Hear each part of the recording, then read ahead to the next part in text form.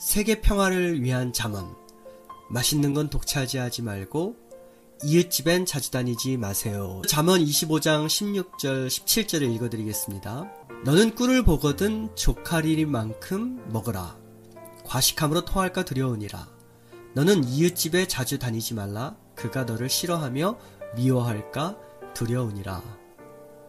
여러분, 이거 잠언 말씀입니다. 어떻게 들리셨나요? 어떤 생각이 드셨나요? 이 말씀이 왜 성경에 기록되어 있는지 조금은 의아스럽지 않으셨나요? 이 말씀을 바르게 이해하기 위해선 우선 먼저 잠언의 지혜의 말씀이 일반 철학자, 사상가들의 지혜와 무엇이 다른가 우리가 생각해 봐야 되겠죠. 여러분, 잠언의 지혜는 결국 철학의 지혜와는 다를 텐데 어떤 지혜입니까? 여호와를 경외하는 것이 지식의 근본이거늘 미련한 자는 지혜와 훈계를 멸시하느니라. 여호와를 경외하는 것이 지혜의 근본이요 거룩하신 자를 아는 것이 명철이니라. 네, 둘 다 잠언의 말씀이죠. 그러니까 잠언의 지혜는 결국 하나님을 경외하는 지혜라는 것입니다. 그렇다면 여기서 질문이 생기죠. 도대체 하나님을 경외하는 지혜와 과식하지 않는 것, 그리고 이웃집에 자주 다니지 않는 것과 도대체 무슨 상관이 있느냐 이 말입니다. 분명히 잠언의 모든 말씀들은 하나님을 경외하는 방법이요 길이요 지혜를 전수해 주는 것인데, 과식하지 말 것과 이웃집에 자주 다니지 말라는 이 잠언을 우리는 도대체 어떻게 해석하고 받아들이고 우리 삶에 적용을 해야 하는가, 이것이 오늘 제가 여러분과 함께 고민해보고 싶은 문제입니다. 먼저 첫 번째, 과식하지 말라는 말씀과 하나님을 경외하는 지혜의 상관관계에 대해 살펴보겠습니다. 잠언 25장 16절입니다. 너는 꿀을 보거든 족하리만큼 먹으라. 과식함으로 토할까 두려우니라. 과식하지 말라. 무엇을요? 꿀이요, 꿀. 꿀은 지금도 맛있는 것의 대명사로 불리죠. 사람들이 정말 맛있을 때 어떻게 표현을 하곤 합니까? 꿀맛이다, 그렇게 말하지 않습니까? 사실은 요즘은 꿀보다 달고 맛있는 게 얼마나 많이 있어요. 스타벅스, 파리바게트, 그런 거 한번 생각해 보십시오. 제가 지금 특정 회사 광고하는 건 아닙니다. 정말이지 꿀보다 달고 맛있는 음료수, 빵, 이런 것들이 세상엔 도처에 널려 있지 않습니까? 하지만 지금에야 맛있는 단 것들이 이렇게 참 많지만 고대 사회에선 꿀이면 그냥 끝났습니다. 그러니까 꿀은 가장 달고 맛있는 것을 대표하는 일종의 상징이요 기호로 여기에 등장하는 것이죠. 너는 꿀을 보거든 족하리만큼 먹으라. 과식함으로 토할까 두려우니라. 이 잠언 25장 16절의 말씀은 이렇게 해석할 수 있을 것 같습니다. 제가 좀 거칠게 표현해 볼게요. 양해해 주시길 바랍니다. 네가 만일 정말 좋아하는 맛있는 것 보면 환장하지 말고 혼자 다 먹을 생각하지 말고 적당히 먹어라. 절제해라. 안 그러면 그 맛있는 거 다 도로 토할 수 있다, 이 말입니다. 여러분, 이 말씀이 어떻게 하나님을 경외하는 것과 연결이 될까요? 이 말씀이 건강에 관한 조언이라면 모를까, 이것이 어떻게 하나님을 경외하는 것이 될까요? 궁금하시죠? 성경의 모든 말씀은 반드시 문맥을 고려해서 해석해야 함을 설레임 청취자 여러분들은 이미 다 알고 계실 것입니다. 잠언 25장을 펼쳐놓고 읽어보시면 금방 아시겠지만 지금 이 말씀은 잠언에서 우리가 이웃과의 관계에서 어떻게 해야 하는지 쭉 교훈하는 문맥 중에서 나온 것입니다. 그렇다면 여러분께 한번 여쭤보겠습니다. 이웃과의 관계, 그 대명제, 가장 근본과 근간이 되는 하나님의 명령은 무엇이었습니까? 네, 하나님을 사랑하듯 내 이웃을 사랑하라 아니었습니까? 그러니까 사랑이라고요, 사랑. 다시 말하면 우리가 형제와 이웃과 함께 있을 때 우리 모두 앞에 정말 맛있는 것이, 게다가 나의 페이보릿이 놓이는 상황을 한번 설정해 보십시오. 한번 상상해 보세요. 상상만 해도 벌써 군침이 고이시지 않나요? 자, 그러면 여러분들은 이제 어떻게 하시겠습니까? 와, 이건 내가 제일로 더 좋아하는 거다 하면서 다른 사람들에게 행여 하나라도 뺏길까봐, 내가 하나라도 조금 먹을까봐 허겁지겁 막 손으로 집어서 드시겠습니까? 그렇게 하면 그건 철없는 애들이나 하는 짓이죠. 아이들의 특징이 뭡니까? 자기 좋아하는 맛있는 게 눈앞에 있으면 어떻게든 혼자 다 먹으려고 하는 게 아이들의 특징 아니에요? 왼손에 하나 쥐고 오른손에도 하나 쥐고 입에도 하나 물고도 부모님이 나눠주려고 해도 친구한테 잘 안 나눠주려고 합니다. 그러다 엄마한테 아빠한테 혼나는 거 아니에요. 여러분, 그래도 아이들은 그렇게 해도 귀엽죠. 그런데 어른이 그렇게 하면 귀엽습니까? 꼴불견입니까? 이 말씀은 그러니까 좋아하는 맛있는 게 생기거든. 와, 이거 내가 좋아하는 거다 하면서 함께 식탁에 앉은 사람들에 대한 아무런 조심도 배려도 없이 혼자 다 독차지하려 하지 말라라는 것입니다. 이것은 먹는 것만 의미할까요? 아니겠죠. 당연히 아니겠죠. 내가 정말로 좋아해서 그래서 본능적으로 욕심을 내게 되는 모든 것을 의미하는 것입니다. 설레임 청취자 여러분, 내가 정말 좋아하는 것이라고 혼자만 독차지하려 한다면 이 세상은 어떤 일이 발생하게 될까요? 너무나 자명하지 않습니까? 거기에는 반드시 분쟁이 생기고 다툼이 생기고 결국 그것이 확대되면 전쟁이 일어나는 겁니다. 그러니까 지금 하마스 이스라엘 간의 전쟁이나 러시아 우크라이나 전쟁을 포함한 모든 인류의 전쟁은 사실 이 잠언 25장 16절을 지키지 못해서입니다. 여러분은 이 말이 논리의 비약이나 과장이라고 생각하십니까? 절대로 아닙니다. 이건 과장이 아니에요. 인간의 모든 다툼과 분쟁, 나아가 참혹한 전쟁의 역사는 참 우습게도 너는 꿀을 보거든 조카리만큼 먹으라. 과식함으로 토할까 두려우니라. 바로 이 잠언의 말씀을 듣지 않아서 벌어진 고통이요 불행인 것이죠. 권도건 목사의 말씀이 찾아와 이마다 설렘 청취자 여러분, 너는 꿀을 보거든. 여기 꿀의 자리에 세상 모든 사람들이 우리 모두가 공통적으로 꿀처럼 좋아하는, 아니 꿀보다 더 좋아하는, 그래서 독차지하고 과식도 마다하지 않으려 하는 그 한 가지를 대입해서 이 말씀을 읽어보시길 권면드립니다. 참고로 그것은 성경에서 유일하게 하나님과 경쟁 상대로 나오는 것이고요. 예수님의 38개 비유 가운데 16개가 그것에 관한 것입니다. 여러분, 그것은 무엇일까요? 네, 바로 돈이에요, 돈. 그러니까 돈을 꿀 대신 대입해서 말씀을 한번 읽어보겠습니다. 너는 돈을 보거든 조카리만큼 먹으라. 과식함으로 토할까 두려우니라. 찬양 한 곡 듣고 돌아와 말씀을 이어가겠습니다. 주의 사랑 이 사랑은 결코 변치 않아. 모든 계절 돌보시네. 푸른 마르고 꽃은 시드나 주의 말씀은 신실해. 실수가 없으신 주만 바라라. 주님의 나라와 주님의 나라와 뜻이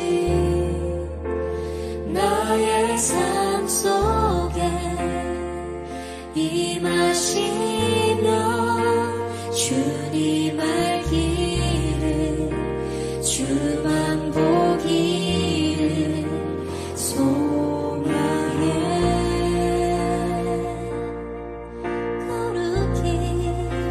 거룩히 살아야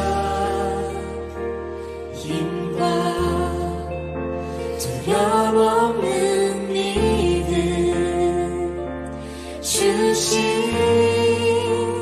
나의 하나님 완전한 사랑 찬양해.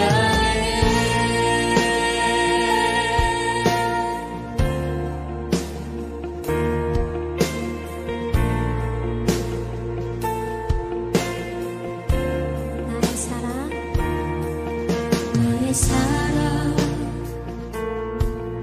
너는 어여쁘고 창피하다. 너는 보석보다 귀하다. 내가 사랑스럽지 않을 때 너를 온전히 사랑하고 너와 함께하려 내가 머무라. 주의 사랑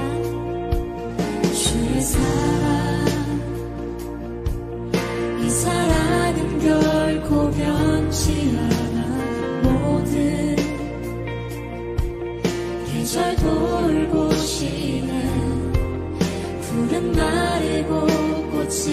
하시리라. 주의 말씀은 신실해 실수가 없으신 주만 바라라. 주님의 나라와 뜻이 나의 삶 속에 임하시며 주님 알기를 주만 보기를 소망해.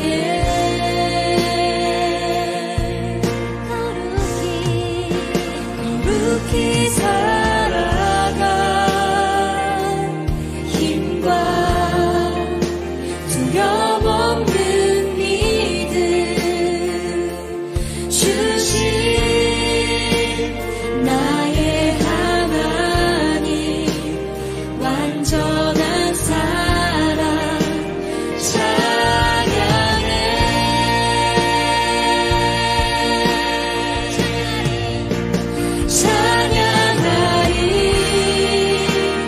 만군의 주 영원히 함께 하시네. 존귀하신 사랑의 왕 영원히 통치하시네. 찬양하리. 만군의 주 영원히 함께 하시네. 존귀하신 사랑의 왕 영원히 통치하시네. 설레임 청취자 여러분, 저는 오늘 서두에 모든 인간관계의 성서적 기초는 내 이웃을 내 몸과 같이 사랑하라 하신 바로 그 사랑임을 상기시켜드렸습니다. 모든 인간관계의 기초가 되는 사랑, 이 사랑을 설명하는 단어는 보통 에로스가 있고 아가페가 있죠. 여러분도 잘 아시죠, 이 구분을. 그런데 김세윤 교수는 그의 책 고린도전서 강해에서 에로스와 아가페를 이런 식으로 설명합니다. 먼저 에로스는 무엇일까요? 에로스는 본래 성적 끌림을 넘어 가치의 끌림을 의미한다. Attraction to value, 가치의 끌림. 이것이 에로스라는 거예요. 타락한 인간은 자기의 소견에 옳은 가치들을 취함으로 자신의 자원을 늘려가기를 끊임없이 갈망한다. 그래야만 비로소 자기가 행복할 수 있다고 믿기 때문이다. 우리가 끊임없이 돈과 권력을 사랑하는 것도 지식을 추구하는 것도 같은 이유로서 우리가 에로스적 존재이기 때문이다. 공감이 되시나요? 이 세상의 자원은 언제나 제한되어 있죠. 그런 제한된 자원 속에서 이 에로스 사랑은 항상 갈등을 일으킬 수밖에 없습니다. 그래도 사랑인데 왜 에로스가 갈등을 일으킬 수밖에 없을까요? 왜일까요? 네, 내게 달콤한 그 꿀은 다른 사람에게도 달콤하고 맛있기 때문입니다. 그러니까 우리는 모두 똑같이 내가 달콤하게 느끼는 그 꿀에 너도 그도 너나 할 것 없이 모두가 다 그 꿀에 끌린다는 것입니다. 가치의 끌림. 그렇게 서로가 원하는 가치가 똑같으니까 필연적으로 그 꿀을 내가 차지하고 하려 하다 보니 우리는 끊임없이 서로가 서로를 충돌할 수밖에 없는 거죠. 그렇게 각 사람의 에로스는 자기를 주장하게 하여서 결국은 필연적으로 처절한 생존 경쟁 상태를 낳게 되는 것입니다. 치열한 경쟁 속에서 그 가치를 다른 사람에게 내어주게 되면 내 몫이 사라지게 되니까, 그리고 그 결과는 나의 불행이라고 생각하게 되니까 에로스는 필사적으로 나와 내 몫만을 주장하게 되는 것이죠. 온갖 불의의 착취, 속임수, 압제, 폭력, 학대를 동원해서라도 말입니다. 꿀을 혼자 먹으려는 그 과식이라는 탐욕이 결국은 문제라는 것입니다. 그런데요, 우리 하나님께서는 이런 에로스적 존재가 아니라 아가페적 존재입니다. 흔히들 아가페를 무조건적인 사랑이다 해석하는데, 사실 아가페는 무조건적인 사랑이라기보다는 자신을 내어주는 사랑을 의미합니다. 설렘 청취자 여러분, 우리는 언제 우리 자신을 내어줄 수 있습니까? 아니, 그 정도까지 완전한 사랑은 아니더라도, 완성된 사랑은 아니더라도 우리는 언제 내가 끌리는 가치를, 그러니까 내가 좋아하는 그 꿀을 타인을 위해서 기꺼이 내어주고 나누어 줄 수 있게 됩니까? 이건 굉장히 간단한 문제입니다. 내게 부족함 없이 넘칠 만큼 충분히 있으면 그때 가능합니다. 언제나 부족함 없이 모든 것이 충분히 있는 분이 계십니다. 누구십니까? 바로 우리가 믿는 하나님입니다. 그래서 우리 하나님은 충만하시고 자족하는 하나님이라고 하시죠.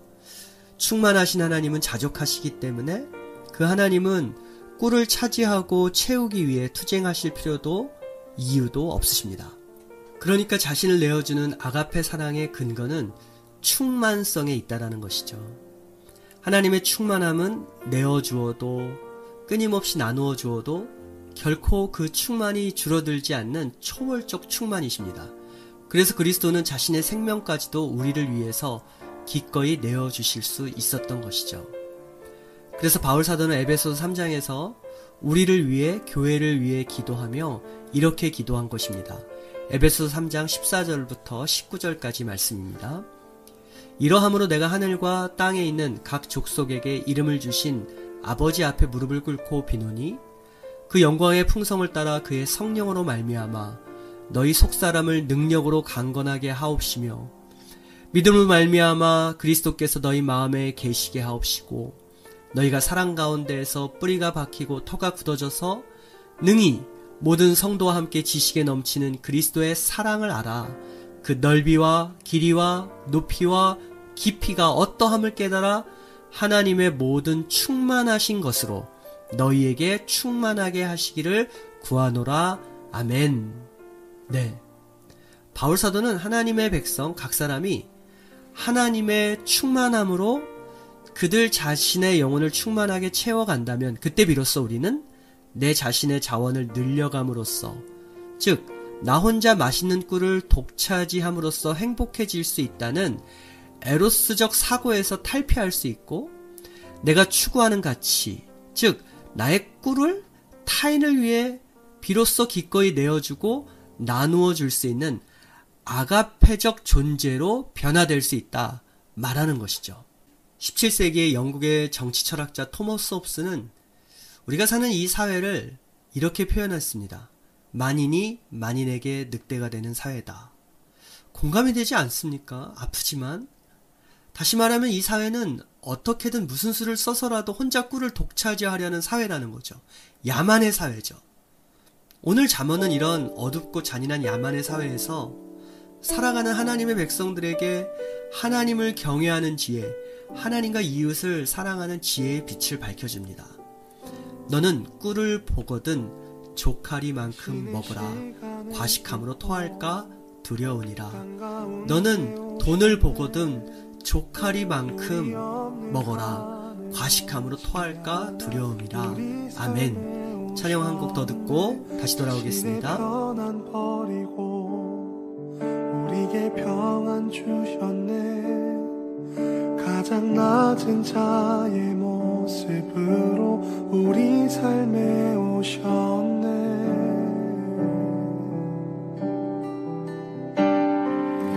하나님 우리와 영원히 함께 하시네. 꿈 없는 우리에게 그 나라 보여주시네. 연약한 자들의 친구가 되어주시고 힘없는 우리의 인생을 위로하시네.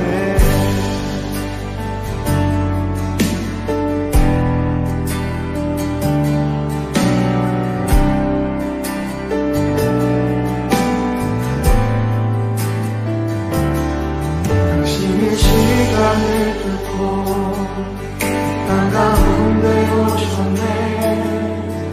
우리 없는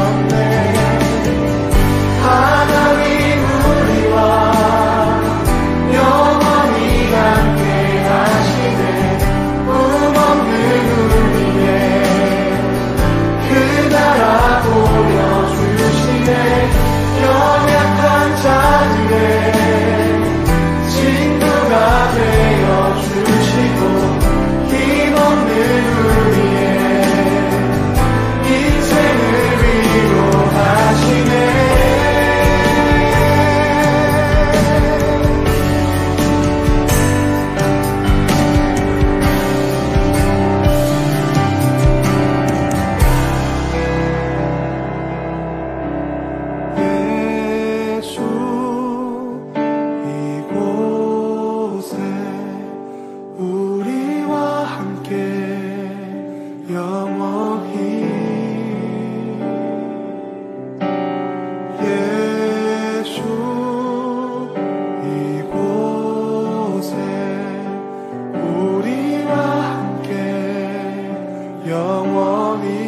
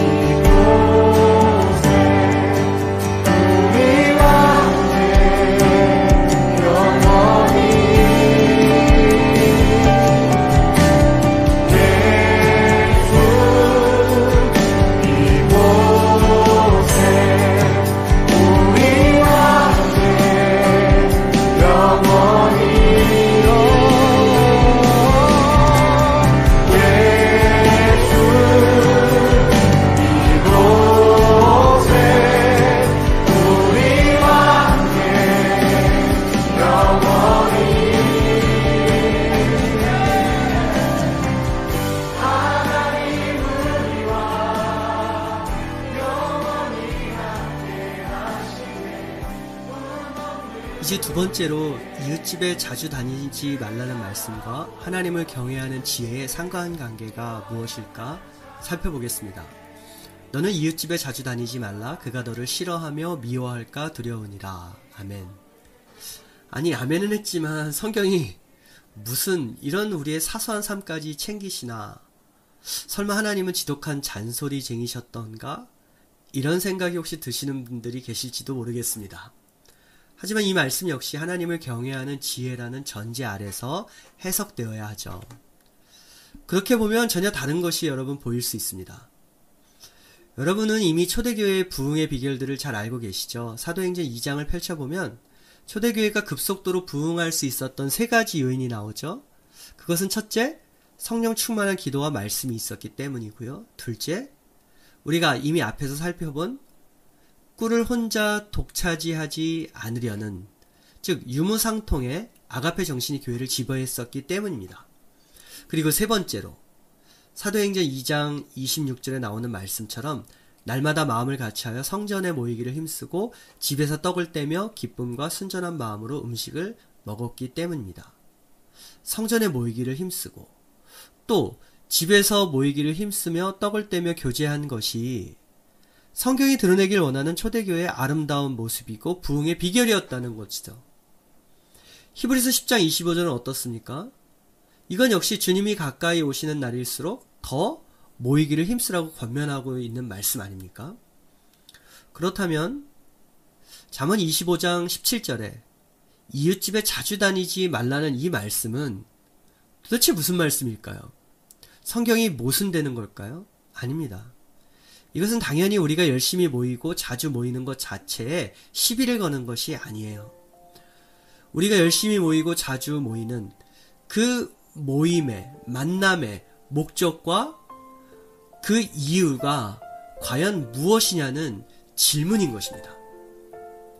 여러분, 여기 이웃집에 자주 다니는 사람은 오롯이 자기 유익을 위해서 이웃집을 찾아다니는 사람임이 틀림없습니다. 왜냐하면 바로 앞절 16절과 연결해서 읽어보면 분명해지는 거죠. 여러분, 16절에 뭐라고 했었어요? 너는 꿀을 보거든 조카리만큼 먹으라. 과식함으로 토할까 두려우니라. 그리고 지금 17절 말씀입니다. 너는 이웃집에 자주 다니지 말라. 그가 너를 싫어하며 미워할까 두려우니라. 네, 그렇게 보니까 분명해졌죠. 지금 이 사람은 자기가 좋아하는 꿀을 보면 다른 사람은 배려하기는커녕 혼자 다 먹으려고 과식하고 탈인할 망정 그 꿀을 독차지하려 환장한 사람입니다. 그러니까 지독히도 이기적인 사람이죠. 이런 이기적인 사람들이 이웃집에 자주 들락거릴 때면 분명히 뭔가 얻어먹을 것이 있거나 자기가 뭔가 아쉽거나 그저 그런 자기 편의를 위해서 이웃집에 대한 배려 따위는 사랑은 전혀 없이 자신만을 위해서 남의 집을 들락날락 했을 테죠. 설레임 청취자 여러분, 여러분은 살면서 이런 부류의 사람들을 만난 적이 있으시죠. 누구나 다 있으실 거예요. 한두 명쯤은 적어도 이런 사람들 만나보셨을 텐데요. 여러분, 이렇게 자기가 필요할 때만 내 집에 찾아와서 이것저것 무례하게 요구하는 사람들, 그런 사람들을 우리가 뭐라고 부릅니까? 민폐라고 하잖아요. 민폐. 그런 사람들을 여러분이 좋아하셨습니까? 그런 사람들을 만나면 여러분이 좋아하실 수 있겠습니까? 그런 사람들은 미움받는 게 당연합니다. 자, 그러면 우리는 어떻게 해야 될까요? 이웃집에 자주 안 가면 그것이 답일까요? 그것이 아니라고 했죠. 성경은 모이기를 힘쓰라고 했기 때문에요. 어디에서요? 교회에서, 그리고 집에서. 무엇을 위해서요? 네, 하나님을 섬기고 서로를 섬기기 위해서 말입니다.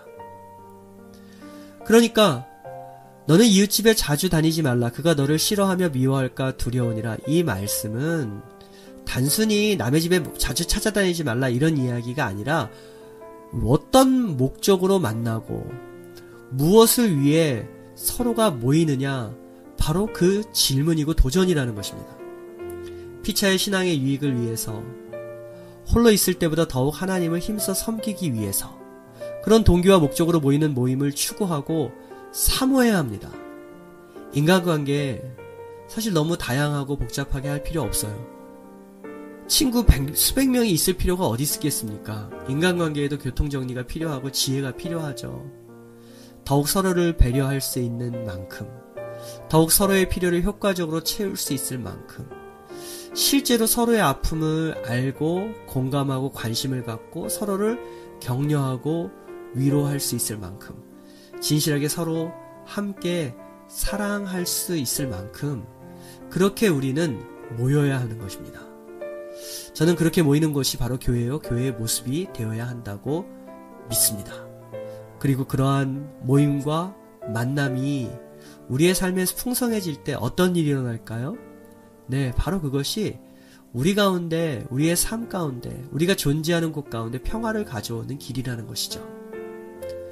설레임 청취자 여러분, 오늘은 여기서 인사드려야 되겠습니다. 부디 맛있는 건 독차지하지 말고 이웃집엔 자주 다니지 마십시오. 그것이 서로의 행복과 세계 평화를 위한 잠언의 지혜라고 이 연사 힘차게 외칩니다. 한 주간도 모든 곳에서 모든 관계 속에서 평화를 누리시기를 축복합니다.